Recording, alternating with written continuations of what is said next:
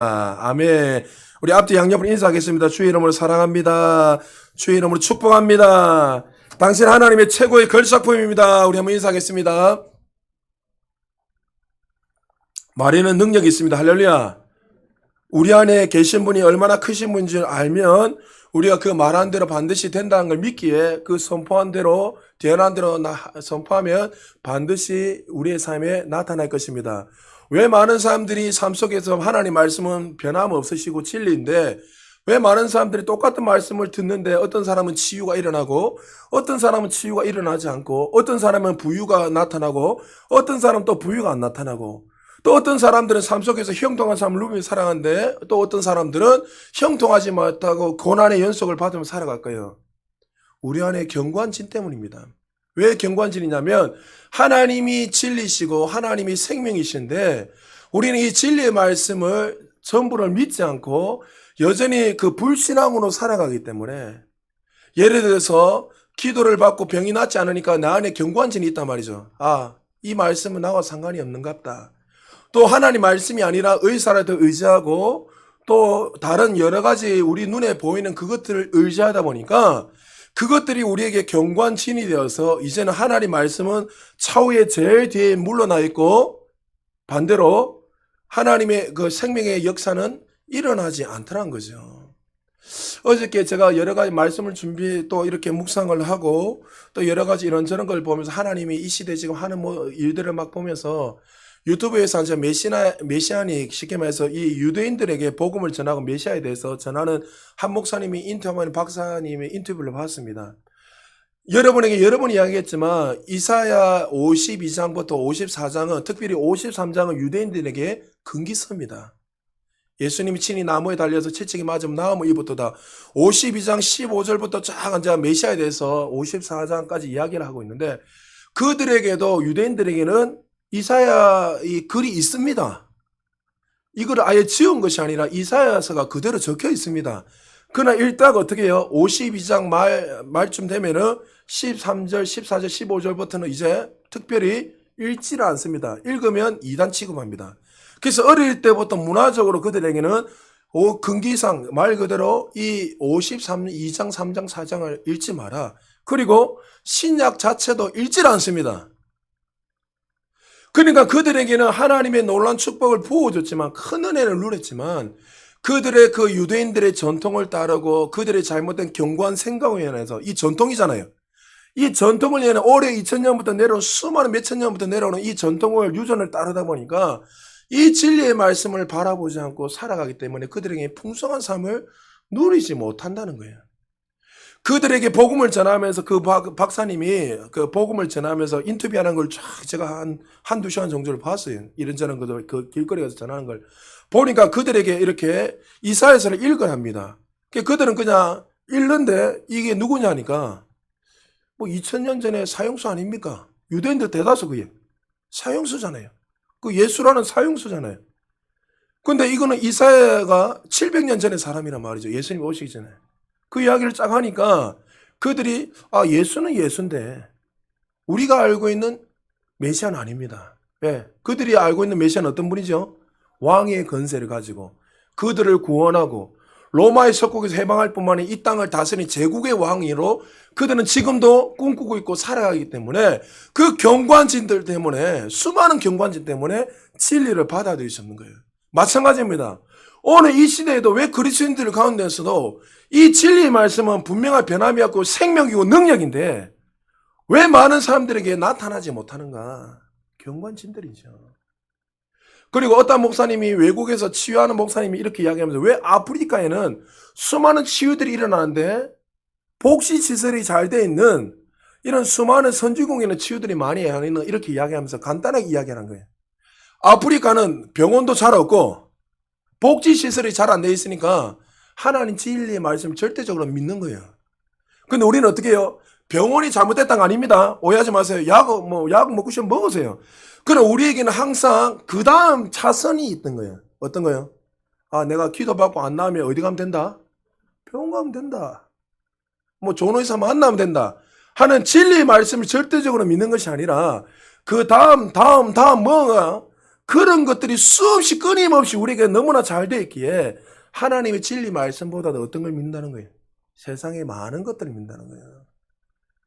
제가 우리 청년들 위해서 기도하고 많은 성도를 위해 기도하면서 느끼는 게 뭐냐면 많은 분들 가운데서도 하나님은 주는 그리스도의 살아계신 하나님이라고 고백은 하지만 이 하나님은 그냥 나의 필요를 채우는 하나님으로 받아들이는 거 있어요.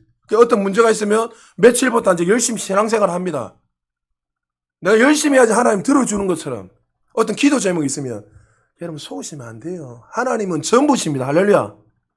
우리의 전부지 우리의 필요를 채워주는 그런 단순한 수준 낮은 그런 분이 아니라는 거죠. 사랑하는 여러분, 하나님이 이 시간에 저와 여러분에게 생명을 부어주시면까지 우리를 사랑하셨어요. 할렐루야. 그 좋으신 하나님의 만난 사람들에게는 삶이 반드시 따라 노는 게 있단 말이죠. 오늘은 지난주에 이어서 한 번 더 부활을 체험한 사람들의 삶이라는 제목을 가지고 증인이라는 제목을 가지고 말씀을 좀 증거하려고 합니다. 마가복음은 사복음서 가운데 가장 먼저 기록된 복음서입니다. 예수님이 승천하신 뒤에 입에서 입으로 전해지는 이 복음이 마가를 통해서 최초로 복음을 문서로서 전해지게 되었습니다. 마가복음 여러분이 잘 아는 AD 65년에서 70년도에 쓰여졌던 서신입니다. 복음서입니다. 여러분 AD 65에서 70년은 어떤 일이 일어났죠? 네로의 황제가 박해를 어마어마하게 그리스도인에게 내렸던 시대입니다. 예수님이 죽으시고 부활하시고 난 이후에 수많은 제자들에게 두려움이 왔습니다. 어떤 두려움이 왔냐면 너무나 핍박이 심하니까 부활하니까 주님이 부활하셨잖아요. 그럼 수많은 사람들이 그 부활의 증거를 보고 나서 이제는 됐다. 이제 우리가 꿈꾸는 그 하나님의 나라가 이 땅에 임할 것이다 하면서 그들이 왕노릇 하려고 제자들은 얼마나 기뻐했겠습니까? 근데 아니나 다르게 어떻게 해요? 예수님은 부활해서 천국에 올라가시고 제자들을 더 많이 핍박하고 예수를 믿는다는 이유만으로 수많은 사람이 죽고 사자밥이 되는 거예요. 오늘 열심히 같이 신앙생활을 했던 그 자들이 어떻게 해요? 내일 사형장으로 들어가서 죽어버린 거예요. 그때 네로 황제 때 죽었던 사람 대표적인 사람 누굽니까? 베드로였고 바울이 순교했습니다. 그들이 의지했던 지도자들이 한순간에 죽어버리니까 순교하게 되니까 이 제자들이 두려움이 오기 시작했어요. 내가 정말 믿는 그 하나님이 예수 그리스도가 정말 부활하신 것이 맞는가? 내가 눈으로 봤는데 정말 그분이 구원자 예수 그리스도가 맞는가? 신앙의 어려움이 오기 시작했습니다. 마음대로 물건도 사용할 수 없습니다. 공동체에서 아웃사이드 돼가지고 숨어서 카타콤이라는 그 무덤에서 살아갑니다. 주는 그리스도의 살아계신 하나님의 아들이라고 고백하면 사형을 당합니다. 그러니까 여러분 주는 그리스도의 살아계신 하나님의 아들이라 이거는 아무나 고백할 수 있는 게 아니에요. 생명을 걸고 고백하는 거예요. 그러니까 이런 어려움과 절망 가운데 있을 때에 누가요? 하나님이 마가를 통해서 이 선지 마가의 복음을 통해서 예수 그리스도가 누구이신지에 대해서 설명을 하고 있다는 거예요. 그래서 1장 1절에 보니까 이 마가복음의 전체의 주제가 뭡니까? 하나님의 아들 예수 그리스도의 복음의 시작이라 하면서 그들에게 예수님이 누구신지에 대해서 구체적으로 다시 한 번 더 설명하는 것이 마가복음입니다. 여러분 우리가 수요 예배 때 옛날에 마가복음에서 우리 공부 다 했잖아요. 그러면 예수님이 어떠한 분인가 왕이시고 구원자에 대해서 구체적으로 설명하면서 어떤 일을 행하셨죠? 많은 병자를 고치시는 거. 병을 고치시는 건 누구만 할 수 있습니까? 하나님만이 할 수 있습니다. 할렐루야. 병은요 세상 사람들이 할 수 없는 하나님만이 할 수 있어요. 아무리 타고난 의사도 확률로 하는 거지 그들이 100% 병을 낫을 수 있다고 확신할 수 없습니다. 그러나 병을 온전히 치유하신 분은 누구라고요? 하나님이란 것. 그래서 너희에게 내가 누구란 것을 병을 고치는 걸 통해서 보여주십니다. 중풍병자들을 치유하시는 그 사건들, 그리고 평생 부모의 사랑을 받지 못하고 성 밖에서 영원히 격리되어서 영원히 저주받으며 살아갈 수밖에 없는 이 거라사 강이 미친 이 강의를 고쳐주셨던 사건, 그리고 열두 혈액병에 걸려서 죽을 수밖에 없고 영원히 그 고통스럽게 살아갈 수밖에 없는 이 그 여인이 예수님의 그 옷자락을 만짐으로 말미암아 놀라운 구원의 역사가 일어났던 사건들, 그리고 여러분이 잘 아는 오병이의 기적들, 또 폭풍성에서 폭풍을 잠잠게 하셨던 그 예수님, 물고기 2마리, 보리떡 5개로 수많은 사람들을 축복하시고 구원하셨는 그 하나님의 은혜들, 성찬을 통해서 하나님만이 정말 너희들을 구원하시 유일하신 하나님인 것을 그들에게 기념하여 주시고 보여주시는 수많은 사건들을 통해서 예수 그리스도가 누구인지 그들에게 보여주시고 말씀해 주셨습니다. 특별히 이 제자들은 3년 6개월 동안 예수님의 그 가르침을 받으면서 예수님이 누구신지를 분명하게 알겠습니다. 그들의 출신들 어보였고 세리였고 또 다양한 사람들이었습니다. 그렇지만 그들은 정말 전혀 제자를 될 수 없는 그런 위치에 있는 사람이었지만 하나님이 사랑하셔서 그들을 제자로 삼으시고 가장 가까운 데서 그들을 3년 넘게 먹이시고 입히시면서 특별히 훈련시키면서 하나님이 누구신지, 내가 이 땅에 왜 와야 되는지, 왜 죽어야 되는지, 그리고 3일 후에 부활할 것을 그들에게 구체적으로 하나하나 다 가르쳤습니다. 예수님께서 이들을 가르치면서 부활하시고 난 이후에, 오늘 본문의 마지막에 나오지만 부활하시고 난 이후에 그들에게 원하셨던 것이 무엇이었습니까? 그들을 왕자에 앉히기 위해서 그랬습니까? 아니었습니다. 부활의 그 생명의 그 주님을 증거하기를 원하셨습니다. 단지 그들이 예수님 보좌에 같이 앉아서 왕노를 하기 원한 것이 아니라 부활하신 이 생명의 주님을 아직도 믿지 못하는 수많은 자들에게 너희들이 부활하신 그 주님을 만났다며 부활하신 그 주님의 그 자녀답게 경험한 자답게 증거하며 살기를 원했습니다. 그러나 예수님이 원했던 그 삶은, 즉 기대했던 삶은 전혀 이 제자들은 기대에 미치지 못했습니다. 예수님이 기도하실 때 제자들은 잠을 잤고 십자가에 못 박혔을 때 지난주 설명했지만 예수님을 버리고 베드로는 예수님을 조종하며 도망가 버렸습니다. 그러면 이 성경 기자는 이런 모습을 보면서 부활하신 그 주님이 그들에게 나타났지만 여전히 그들의 모습을 어떻게 보여주고 있습니까? 14절에 보니까 이렇게 제자들의 모습을 설명하고 있습니다. 우리 같이 한번 읽어볼까요? 시작! 예수께서 그들에게 나타나사 그들의 믿음 없는 것과 마음이 완악한 것을 꾸짖으시니 이는 자기가 살아난 것을 본 자들의 말에 믿지 아니함일러라. 자, 분명히 부활하신 그 주님이 그들의 가운데 보여주셨어요. 3년 6개월 동안 예수님이 수없이 내가 너희들에게 죽어야 된다, 십자가에 죽어야 된다 끊임없이 이야기했고, 그 성만찬을 통해서 내가 이렇게 죽고 부활할 것에 대해서 수없이 이야기했습니다. 마가복음 10장 위에 쫙 읽어보면 수없이 죽으심과 부활하심에 대해서 끊임없이 이야기했지만, 그리고 또 더 놀라운 사실은 지금 부활하셔도 그들 가운데 직접 보여주셨는데도 불구하고 뭐랍니까? 그들의 마음이 완악하여서 믿지 아니하였더라. 참 이 모습을 보면서 너무나 그 제자들의 그 모습을 보면서 주님이 얼마나 답답하셨을 거예요. 그들은 예수님 십자가에 죽으셨을 때 다 흩어지고 그들은 많이 힘들었을 겁니다. 왜 힘들었을까요? 내가 믿었던 스승, 내가 믿었던 메시아가 죽었다.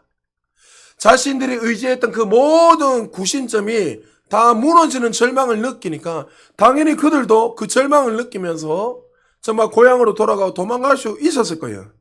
그러나 예수님께서 이 제10자가 사건을 통해서 그들에게 보여주시고자 한 것이 뭡니까? 이 십자가의 죽으심으로 너희들이 낙심하고 좌절한 것이 아니라 예수님이 약속하신 이 진리의 말씀, 부활의 아침을 기대하고 나아가기를 원하셨어요. 그러나 그들은 하나님의 말씀을 다 잊어버리고 환경을 바라보면서 불평하고 절망 가운데 있었다는 거죠. 제자들이 전해야 할 복음은 골고다 십자가에 끝난 것이 아니었고 빈 무덤에 박차고 살아난 부활, 그 주님을 바라보고 그 말씀을 의지하고 살아야 될 것을 우리 주님은 말씀하고 계셨습니다. 이런 그들에게 끊임없이 많은 제자들이 찾아왔습니다. 여러분 마가복음 16장 3절에 보니까 이렇게 말합니다. 서로 말하되 누가 우리를 위하여 무덤 문에서 돌을 굴려주려 하더니, 3일 후에 여인들이 가장 가까이 주님 십자가 죽으실 때도 가장 가까이 따라가서 눈물 흘리고 따라갔어요. 그 정도는 믿음이 있는 사람들이잖아요. 근데 그들은 하나님의 말씀을 그리 많이 들었지만 뭐하고 있었죠? 3일 후에 되니까 이 냄새 날까봐 거기에다가 그 돌이 어마어마하단 말이죠. 몇 톤이 된단 말이죠. 그 돌을 누가 굴려야 될지 빨리 거기에다가 시체에다가 향료불에 냄새를 안 나게 부패를 방지해야 되는데 그거 염려하고 있더란 거죠. 주님이 분명히 3일 후에 부활하실 거라고 살아날 걸 그들에게 죽음의 전까지 끊임없이 이야기했지만 그들은 그 말씀을 믿지 않고 그냥 환경을 바라보면서 절망하고 눈물 흘리고 있었습니다. 빈 무덤을 보면서 흰옷 입은 천사들이 부활의 소식을 전했지만 여전히 그들도 믿지 않았습니다. 자, 8절 9절 볼까요? 우리 같이 한번 읽어봅시다. 시작. 몹시 놀라 떨며 나와 무덤에서 도망하고 무서워하여 아무에게 말말도 하지 못하더라. 예수께서 안식 후 첫날 이른 아침에 살아나신 후 전에 7귀신 쫓아내어 주신 막달라 마리아에게 먼저 보이시고 아멘. 7 귀신이 들려 치유받았던 막달라 마리아에게 부활하신 주님을 만났습니다. 그리고 가장 먼저 막달라 마리아 너무 신나가지고 제자들에게 주변 사람들이 달려가서 내가 부활하신 주님을 만났습니다. 그분이 정말 말씀하신 대로 부활하셨습니다. 그렇게 수많은 자들에게 이야기했지만 그들이 어땠다고요? 마음이 완악해서 굳어져서 믿지 않았더라. 17절에 보니까 예수를 배우고 경배하나 아직도 의심하는 사람들이 있더라. 주님이 부활하셔서 그들에게 보이는데 경배는 하지만 주님 경배했지만 그들이 심정성이 어떻게 해요? 믿었더라 안 믿었더라? 안 믿었더란 거예요. 이게 우리가 얼마나 연약한 존재란 걸 보여주는 거예요. 여러분 우리가 의심 많은 사람들의 대표하면 누굽니까? 요한복음 20장에 보면 25절 쫙 넣으면 누굽니까? 도마. 다 제자들이 주님 만났다고 막 신나 있는데 도마가 좀 늦게 왔는가 봐요.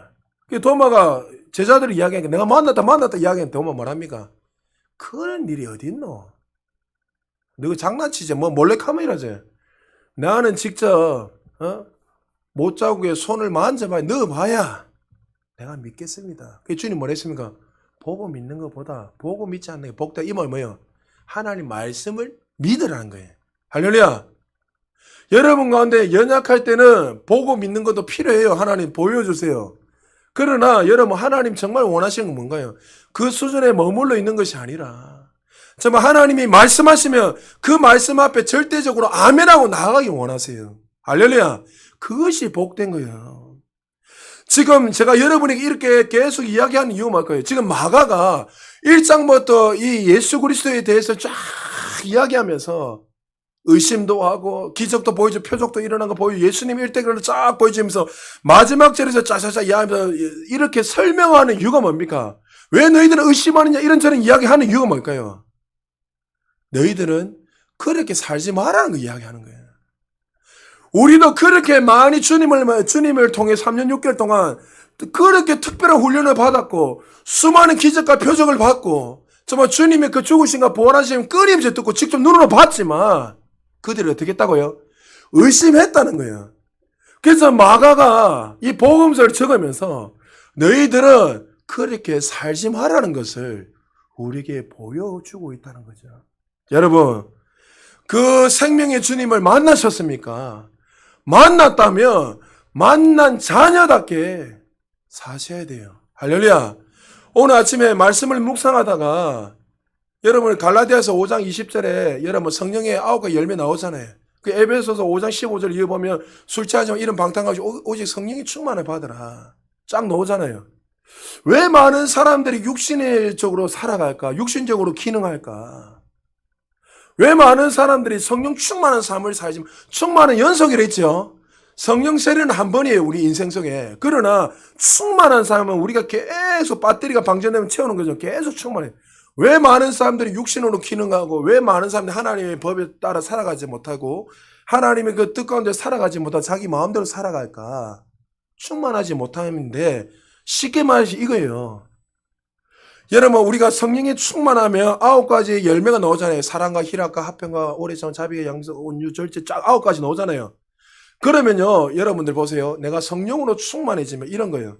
자 만약에 우리 이삭이한테 그 고기를 줬어요. 같이 고기를 먹다가 이삭이가 고기 먹다가 자기가 앉아 목에까지 가득 찼어요. 꽉 차게 되면 그 다음에 이삭은 이 피자 좋아하나? 못 먹어, 뭐 없어서 못 먹나?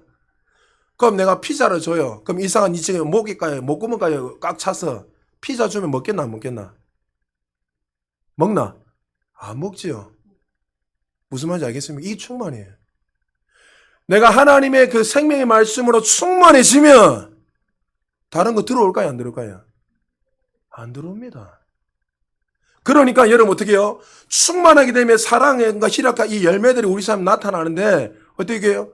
그 절제하지 못한 것도 절제가 일어나는 거예요. 그러니까 하나님의 지배라고 말씀의 지배를 받으면 인식을 하는 거예요. 인식. 여러분 왜 제가 반복이 중요하냐면 계속 반복하는 이유가 뭐냐면 여러분 반복하게 되면 우리 내에 뭐가 나타나는 줄 아십니까? 따라합시다. 각인. 각인이 돼요. 각인. 각인이 딱 되면 어떻게 됩니까? 여러분 어떤 상황 속에 엉뚱한 짓 하다 보면 이 각인의 이 말씀이 그렇게 살면 안 된다 생각나는 거예요. 그래서 반복의 말씀은 반복인 거예요. 반복. 다 자꾸 새로운 게 아니라 계속 100번 200번 인식을 하고 반복을 하다 보면 어느 날 갑자기 내가 잘못된 길로 걸어가면 되면 어떻게 해요? 이 각인된 이 말씀이 딱 생각나. 그래서 입술로 고백하고 선포하는 게 너무나 중요한 거예요. 선포할 때 계속 이 혼이 각인되기 때문에. 제자들에게 3년 동안 예수님 똑같은 말 계속 읽어보세요. 계속 그 이야기했어요. 나는 죽을 거야. 십자가에 죽을 거야. 나는 그리고 부활할 거야. 그리고 나서 너희들이 이제 교회가 돼서 하나님 나라를 이루게 될 것이야. 그 이야기 계속 했어요. 3년 6개월 동안. 근데 그들은 어떻게 해요? 끊임없이 각인되어 설명했는데 그들은 믿지 않았어요. 근데 그들이 언제 믿게 됐지요? 언제 믿었지요? 부활하신 그 주님을 만나고 그 인생이 완전히 변하게 된 거예요. 여러분 바울이 이렇게 고백합니다. 고린도서 15장 10절 우리 같이 한번 읽어볼까요? 시작. 하나님의 은혜로 된 것이니 내게 주신 그의 은혜가 헛되지 아니하여 내가 모든 사도보다 더 많이 수고하였으나 내가 한 것이 아니요 오직 나와 함께 하신 하나님의 은혜로. 할렐루야. 내가 이렇게 믿을 수 있는 건 내가 이것을 위해 죽을 수 있는 이유는 내 지식이 뛰어나서 남들보다 내가 뛰어나서 똑똑해서 잘나서 출신이 대단해서가 아니라 내가 이 죽었던 영이 살아날 수 있고 내가 이렇게 복음을 위해서 생명을 드릴 수 있는 이유는 나의 나 된 것은 누구 때문에요? 하나님의 은혜라. 할렐루야. 저와 여러분이 이 자리에 앉아서 구원의 은총을 받을 수 있는 거 내 노력 내 열심이 아니라 죽었던 우리의 영을 열어주신 하나님의 절대적인 은혜입니다. 할렐루야. 그 은혜를 받았다면 하나님 그 인생 끝까지 책임지세요. 그걸 믿으세요. 할렐루야. 여러분 그걸 믿어야 돼요. 하나님 우리를 구원하고 나서 네 마음대로 살아라 이렇게 절대 안 하십니다. 이전에는 우리가 제 종이 되어서 제 노역이 돼서 마귀에게 사로잡혀서 그 마귀가 원하는 데 이끌려 갔지만 이제는 우리의 소속이 완전히 바뀌었기 때문에 하나님이 우리를 끝까지 선한 길로 인도하세요. 그래서 7번, 8번 넘어져도 여전히 9번, 10번 이렇게 셀 수 있는 근거가 하나님의 은혜입니다. 저도 여러분이 여러 번 이야기했잖아요. 저도 모태신앙이고 우리 집안이 사대째 예수를 믿고 우리 할아버지가 순교사시고 나름대로 막 신앙에 연륜이 있는 집안이에요. 4대 우리나라에서 4대면 최고잖아요. 그런데 저는 어릴 때부터 당연히 부모님을 통해서 그렇게 교육을 받고 예배 항상 밥 먹을 때 기도하고 또 주일날 되면 당연히 교회 와서 예배 드리고 그렇게 살았던 사람입니다. 늘 그렇게 교회 안에 살았던. 근데 내 안에 뭐가 없다고요? 예수를 만난 경험이 없었어요. 중학교 2학년 때 동기 수련회 때 수련회가 은혜가 다 마치고 혼자 앉아서 지하 교육관에 내려가서 잠이 안 와서 기도하기 시작했어요. 한 3시간 넘게 기도하는데 기도가 안 나오는 게 주밖에 안 나오는 거예요. 정말 미치겠네. 내가 정말 구원받는 게 맞는가? 왜 기도가 안 되지? 계속 기도하는데 주님이 안 넘어가요. 근데 주님이 찾아오셨어요. 아들아, 내가 너를 위해서 죽었다. 너 인생은 이제 네가 주인이 되는 것이 아니라 죄에 속한 인생이 아니라 이제 너는 나의 자녀가 되었다. 죽었던 내 영이 성령님이 찾아오셔서 열리기 시작했어요. 그때 주는 그리스도요 살아계신 하나님의 아들이란 것을 믿게 되었습니다. 여러분 그 부활하신 그 주님을 내 구주로 믿어야, 모셔야 혁명이 일어나는 거예요. 제가 서두에 제자들에 대해서 쫙 이야기했잖아요. 그들 도망다니고 저주하고 주님, 부활하신 그 주님을 만났는데 여전히 의심했어요. 근데 그들이 어떻게 확정될 수 있었죠? 믿었다는 거 어떻게 확정할 수 있죠? 모든 제자들이 예수님이 십자가에 죽으셨어요. 여러분, 부활하신 그 주님을 안 만났다면 자기 생명을 드릴 수 있겠습니까? 주님을 만났기에, 내 인생을 바칠 만한 그 창조주 그 하나님을 만났기에 모든 제자들은 순교하면서까지 그 생명을 위해서 바치면서까지 주님을 사랑하고 드릴 수 있었다는 거죠. 사랑하는 여러분, 주님을 만났다면 우리의 삶이 달라져야 됩니다. 자, 그렇다면 여러분, 이 주님을 만난 사람들은, 이제 이 복음을 경험한 사람들은 이제 어떻게 해야 됩니까? 먼저 따라합시다. 너희는 온 천하에 복음을 전하며 살아야 된다. 할렐루야. 여기서는 너희는 누굽니까? 바로 예수를 믿지 않는 모든 자들. 할렐루야. 여러분, 내 출신을 의지하지 마세요. 나는 말이 어눌합니다. 나는 어떻습니다. 나는 박사기를 받아야 됩니다. 뭘 받아야지만이, 뭐 훈련을 더 받아야지만이 복음을 전한 것이 아니라 예수를 만난 모든 자들이 이제는 천하의 모든 만민들에게 복음을 전해야 돼요. 할렐루야. 여러분, 이 복음을 전한 자들의 출신 누굽니까? 세리마태, 어부들, 예수님을 부인했던 자들, 저주했던 바울, 다양한 사람들이었습니다. 그러나 예수 그리스도를 진실로 나의 구원자로 영접한 사람, 부활의 그 주님을 진실로 믿는 모든 자들은 땅끝까지 이르러 이 복음을 전파하는 사명을 받았다는 사실을 믿으시기 바랍니다. 그러면 이 복음을 전해야 될 대상은 누구죠? 누굽니까? 온 천하에 다니는 만민에게 이 복음을 전해야 됩니다. 할렐루야. 여러분 주변의 사람들, 또 5대학 6대째 수많은 자들에게 이 복음을 전해야 돼요. 수요 예배도 여러분이 계속 사도행전 이야기는 복음을 이야기했잖아요. 여러분, 우리가 다양하게 이렇게 해서 아굴라, 브리스길라, 바울 다 도망다니고 쫓겨나고, 바울은 자기가 원하는 대로 가지 않았단 말이죠. 아시아로 복음 전했지만 쫓겨나가지고 고린도 지역에 오게 되었고, 아굴라, 브리스길라도 황자한테 그 나사렛 칙령을 통해서 할 수 없이 쫓겨나가지고 고린도 지역에 왔어요. 그 음란한 도성에. 그런데 하나님의 계획은 어떻게 해요? 그들을 통해서 바울과 아굴라 브리스길라 만나게 해주셔서 어떻게 해요? 고린도 교회를 세우게 하셔서 복음의 문을 여는 놀라운 역사가 일어난 것처럼, 여러분, 우리도 다양하게 있다가 이렇게 부산 제자로서 만나게 된 거, 하나님의 그 경륜 가운데 있는 거예요. 할렐루야. 그렇다면 하나님이 우리 교회를 통해 뭘 하기 원하세요? 천하 만민에게 이 복음을 전하기를 원하신다는 거죠. 이제 주님을 만났다면 이제 나 중심으로 살아갔던 저와 여러분들이 이제 나 중심이 아니라 나 중심의 세계관에 벗어나서 하나님의 중심의 세계관으로, 열방의 그 세계관 중심으로 나아가야 될 줄 믿으시기 바랍니다. 그러면 우리가 전할 복음이 뭡니까? 자, 마가복음 1장 1절 우리 한 목소리 같이 한번 읽읍시다. 시작. 하나님의 아들 예수 그리스도의 복음의 시작이라. 할렐루야. 누구를 전해야 됩니까? 구원의 이름 예수 그리스도. 할렐루야. 사도행전 4장 12절에 천하에 다른 이름이 없다 했잖아요. 구원받을 이름 누구요? 유일하신 누구요? 예수 그리스도. 할렐루야. 예수 그리스도 그 이름이 뭡니까? 치유의 이름, 구원의 이름, 능력의 이름, 죽은 자를 살리는 부유의 이름. 할렐루야. 그 예수 그리스도, 그 수많은 자들은 지금 아직도 예수를 못 만났기에 그들은 지금 절망의 그 느밤으로 빠져서 살아가고 있더란 거죠. 그래서 우리는 예수 그리스도를 만난 자들은 이제 이 예수 그리스도 이 복음, 이 기쁜 소식을 증거하며 살아야 된다는 거예요.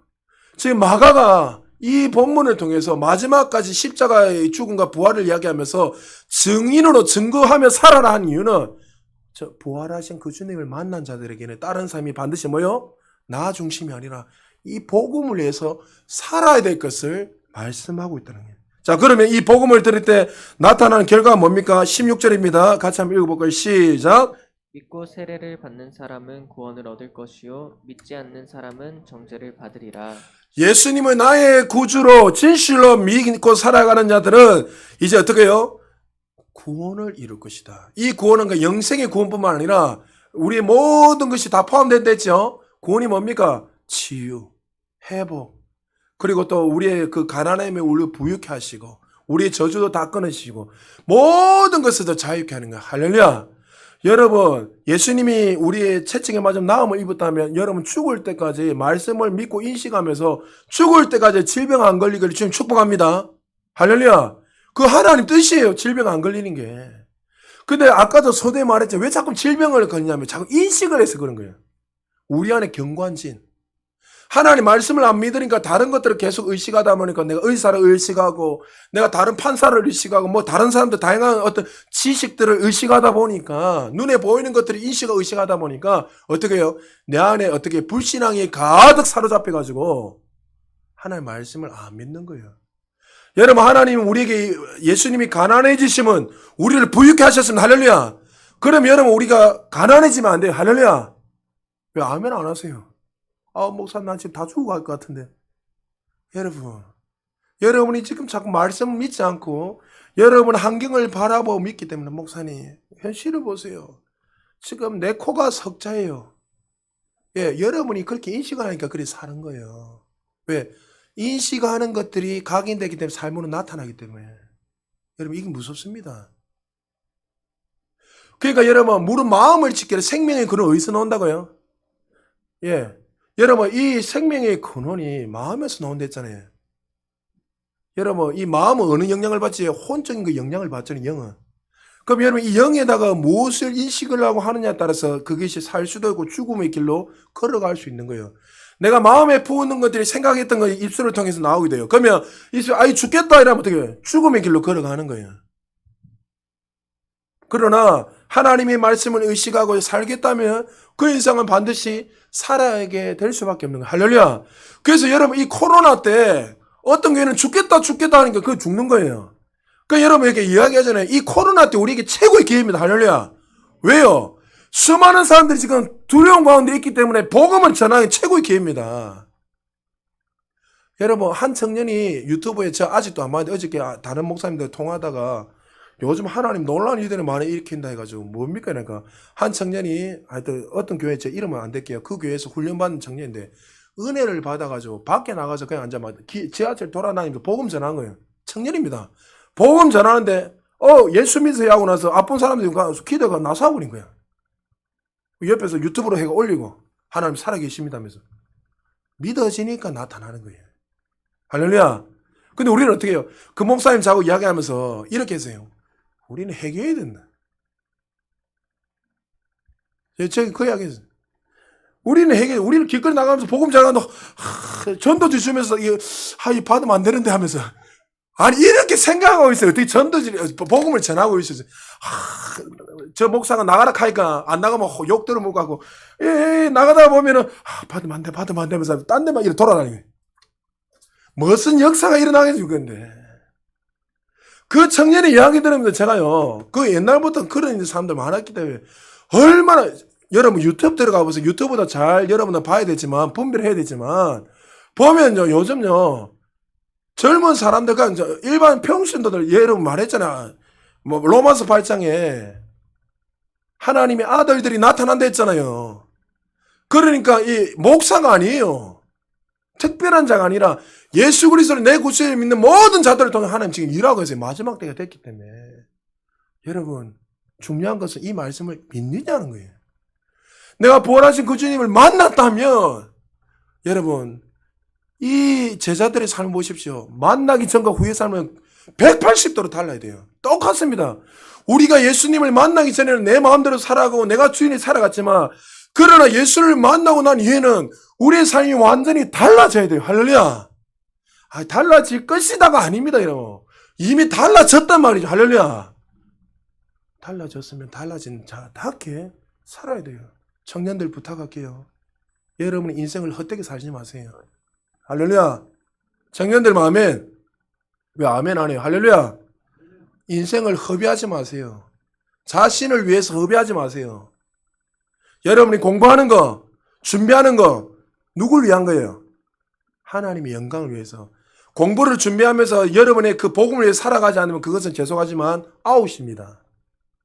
안 되는 거예요. 제가 자신 있게 이야기 저주 아닙니다. 안 돼요. 그 인생. 될 수가 없어요. 되면 저주예요. 될 수가 없는 거예요. 여러분 될 거예요. 될 거예요. 아니요. 하나님이 자비하시니까 죄송합니다. 여러분. 안 됩니다. 왜 안 되는 줄 아세요? 그 안에 주님이 없는데 어떻게 됩니까? 그게 속으시면 안 되는 거예요. 사업도 마찬가지예요. 겉으로 내가 주님 영광을 위해 살아갑니다. 말은 입술로 고백하지만 여러분의 삶 속에 정말 주님을 사랑하는 마음으로 그렇게 살아가고 돌아보십시오. 살아가게 되면 반드시 따라 나오게 돼 있어요. 뭐요? 복음을 위해서 살게 돼 있어요. 할렐루야. 저는 여러분에게 늘 이야기했잖아요. 우리 교회 성도님들 어디 가든 늘 자랑해요. 정말 교회를 위해서 목사 성도님 하나님 위해서 자신의 물질을 드리고 시간을 드리고 삶을 드리고 어디 가서 제가 자랑해요. 정말 빈말이 아니고. 사람들은 뭐 숫자를 자랑하고 교회 규모를 자랑하지. 아니 숫자 10,000명인데 예를 10,000명이라도 그 영혼을 정말 주님을 따르는 사람이 없다면 그게 무슨 10,000명입니까? 안 필요 없지요. 한 영혼이라도 정말 주님을 위해서 삶을 드리는 그 사람이 정말 진짜잖아요. 여러분 복음을 들을 때 걔가 뭐라고요? 믿고 세례를 받는 사람. 세례를 받는 뭐예요? 쉽게 말해서 나는 죽고 예수님을 위해서 살아가겠다는 그 의미잖아요. 그래서 육신의 모든 걸 죽고 주님을 의지하고 살아가는 자는 구원을 얻을 것이요 믿지 않는 자는 정죄, 좀 더 구체적으로 뭐예요? 심판을 받을 것이라고 말씀하고 있습니다. 왜요? 본인이 그렇게 선택했기 때문에 그렇습니다. 예수님은 십자가 죽으시면서 모든 인류를 구원하셨지만 그들이 믿지 않음으로 말미암아 강팍한 심정으로 살아갔기에 그들은 구원을 받지 못하고 돌아갔다는 거죠. 여러분 우리 교회의 그 표를 항상 기억하십시오. 성도를 훈련시켜서 세상을 변화시키는 교회예요. 말 그대로 저와 여러분들의 목적은 잘 훈련받아서 천하만민에게 이 복음을 전가하는 것이 우리 교회의 가장 중심이라는 것을 믿으시기 바랍니다. 할렐루야.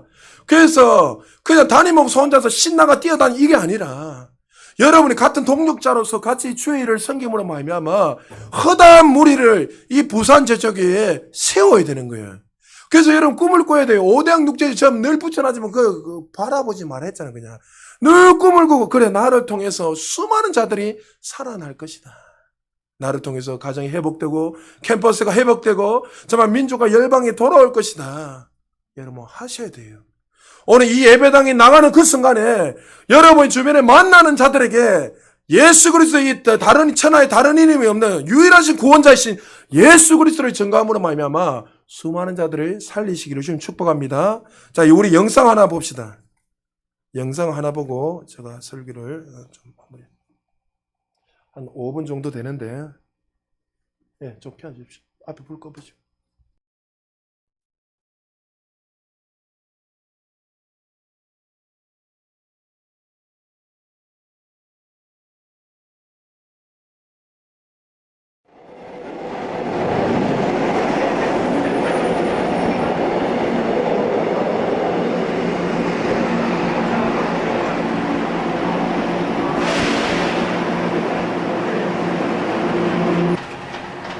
역사상 가장 큰 자비의 초대, 예수 십자가 자비의 초대. 최춘선 할아버지를 처음 만났을 때 할아버지는 광인의 모습 그대로였습니다.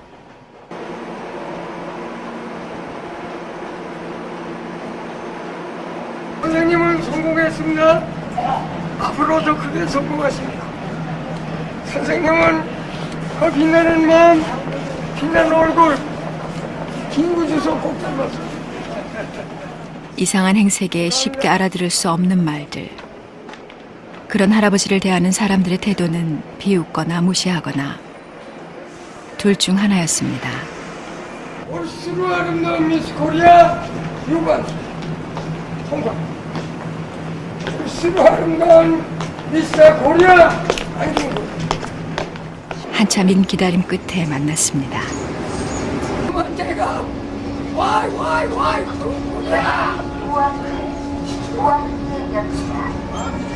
미스 코리아 와이 통과.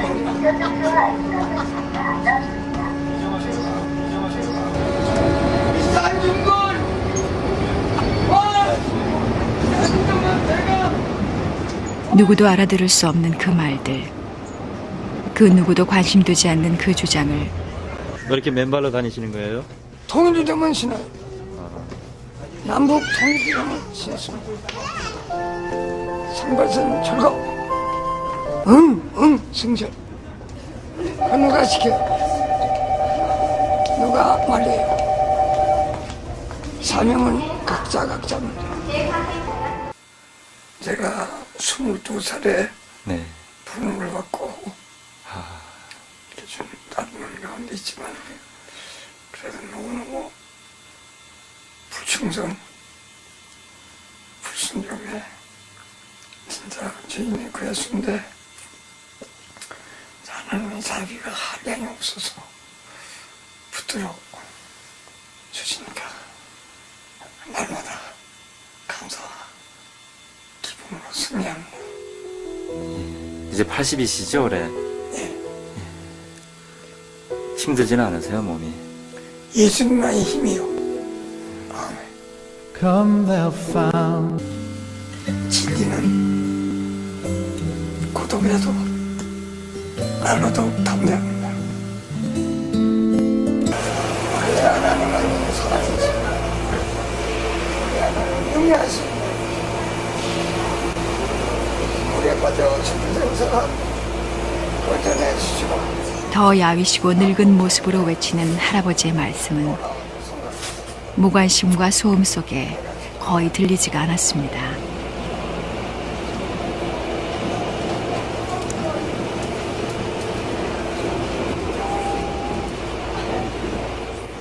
할아버진 누군지 안다는 미소를 지어 보이셨습니다.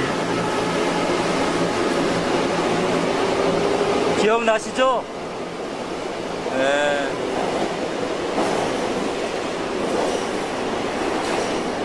그동안 계속 이렇게 나오셨어요, 지하철에? 아무 말 없이 생명이라 적힌 신문의 광고 문구를 내밀었습니다. 건강은 어떠세요?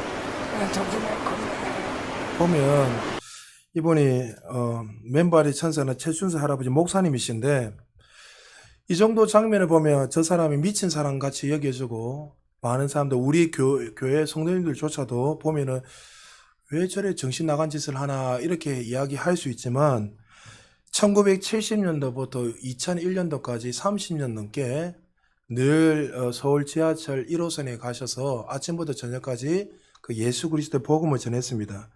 사람들은 이렇게 이야기합니다. 저 할배가 거지라서 돈이 없어도 저렇게 미친 짓을 하고 있냐. 근데 여러분 잘 알다시피 이분이 누구시냐면 김구 선생님과 같이 독립운동을 했던 섭외 부장입니다. 김구가 한국에 돌아왔을 때 같이 돌아왔고 와세다 대학을 나왔고 언어는 5개국어 하십니다. 그리고 여러분 잘 알다시피 70년대에 땅이 수십만 평 있었고 차가 5대 있었고 집도 10채인가 있었고 어마어마한 부자였습니다. 그런데 그 목사님이 목회도 하시면서 그 모든 땅들과 자신의 모든 전 재산을 거지와 가난한 사람들에게 다 나눠주셨습니다. 그런데 이 목사님이 이렇게 왜 했냐고 지기자가 질문하니까 아까 서희대 잠시 나왔지만 22살 때에 나를 위해 죽으신 그 십자가 예수 그리스도를 부활하신 그 예수 그리스도를 만나고 난 이후에 그의 인생이 바뀌게 됐다는 거죠. 각자의 사명이 있지만 사람들이 볼 때는 저 냄새나는 할아버지 왜 신발을 벗고 다니고 많은 욕을 하고 있어. 그리스도인들조차도 왜 저런 식으로 복음을 전하냐면서 욕할 수 있단 말이죠. 그러나 이 최준수 목사님은 주님을 만나고 난 이후에 그 인생은 이렇게 살아서는 안 된다는 것을 깨닫고 자신의 모든 인생을 주님을 위해서 또 독립투사 위해서 모든 삶을 바쳤습니다. 할아버지 집벽에 적은 신앙의 고백은 이렇게 고백하고 있습니다. 온 세상 날 버려도 주 예수 날 안 버려 내 몸에 패인 십자가를 늘 지고 가리라. 그의 가슴 속에는 십자가 당신을 위해서 피 흘려 죽으신 십자가가 있었기에 그는 마지막까지 이 복음을 전했습니다. 2001년 9월 4일 날 찬송가에다가 마지막 일기를 적고 난 후에 그분이 또 이렇게 복음을 전하시다가 지하철 1호선에 잠시 그 의자에 앉아 있다가 거기에서 돌아가셨습니다. 그리고 여러분 잘 아는 현충원에 지금 애국지사묘에 안장되어 있습니다. 저는 이걸 옛날부터 여러 번 많이 본 영상이기 때문에 이분을 보면서 참 내 자신을 한번 돌아봤어요. 사실 각자의 부르심은 다 다르죠. 목회자는 목사로서, 성도는 성도로서, 장로는 사명은 다 다르지만 그러나 하나님 우리에게 동일해 주신 사명이 하나 있어요. 뭐죠? 영혼 구원이에요. 영혼 구원. 이 영혼 구원을 위해서 우리는 무엇을 하고 있는지 지금 마가가 지금 질문하고 있는 거예요. 자신들도 그렇게 수많은 것을 누리며 살았지만 마지막 절에 이 부활하신 주님을 설명하면서 나도 그렇게 많은 것을 경험했지만 주님을 부인하고 살고 있더란 거죠. 그런 것처럼 너희들도 그렇게 부활하신 주님을 만났다면 그렇게 살아서는 안 된다는 것을 우리에게 말씀하고 있어요. 사랑하는 여러분, 여러분들 가운데 혹시 이렇게 고백하는 분이 있습니까?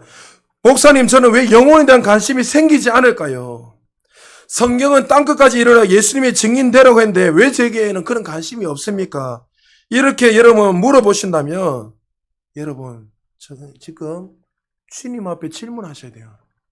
내가 십자가의 그 주님을 만났는지, 부활하신 그 주님을 정말 내가 만났는지 여러분 한번 질문하셔야 돼요.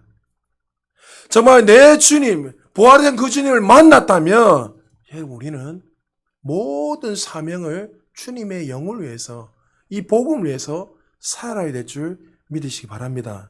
신앙은 입술의 고백이요 또 다시 말해 머리에 감정적인 인정이 아니라 살아계신 주님이 실제듯이 신앙은 실제로 반드시 우리의 삶에 나타나는 거예요.